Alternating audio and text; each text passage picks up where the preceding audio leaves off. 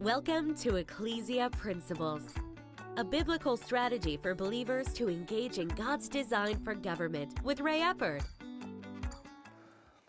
Hello, glad you could join us again today.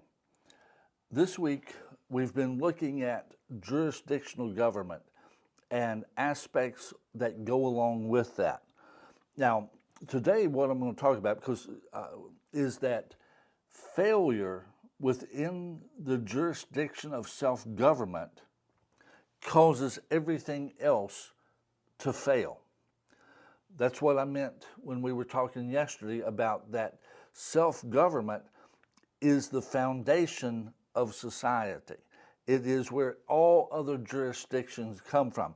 All other jurisdictions are produced out of self-government. Now, with that, let's just take a couple examples with this. Well, let me read Genesis 1:26 first. We'll just read part of it this time. Then God said, "Let us make man in our image according to our likeness. Let them have dominion. Let them have dominion." That's when God established jurisdictional government. The first jurisdiction he created was self-government. And in doing so, he created a legal right to do things, but that did not change what was morally right. Now, with this, let's take an individual that has no self-government or very little self-government when it comes to controlling themselves, controlling their actions, doing their decision-making process. Let's say, it's more built on their emotions than wisdom. They do what they feel like doing.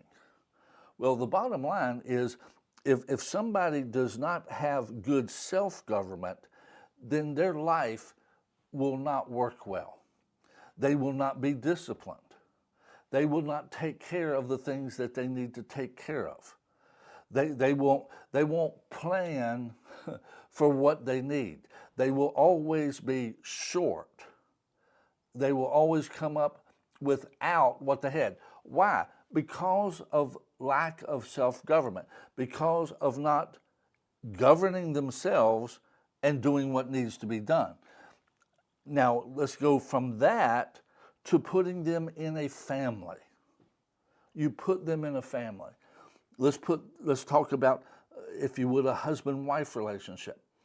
If one of them, and it doesn't matter whether it's the man or the woman, if one of them or both of them does not have good self-government, then they will not manage how they talk to each other. They will not manage how they behave toward each other. They will not manage how they interact with others outside of the marriage. And so through this, the failure of self-government will create failure within the family. In order to have a successful marriage, there has to be self-government by the people involved in it. Let's now move it to children. At that point, if a person does not have self-government, then rather than teaching, training, and instructing their children, then their children become exposed to just the outbursts of their emotions. Then all that happens, they're not necessarily trained for life. What happens is the person just does what feels good and seems right to them at that moment, but isn't necessarily what's best for the children in the long term. It can even give birth to abuse, verbal, emotional, physical, sexual even, at that point, if that person does not have self-control.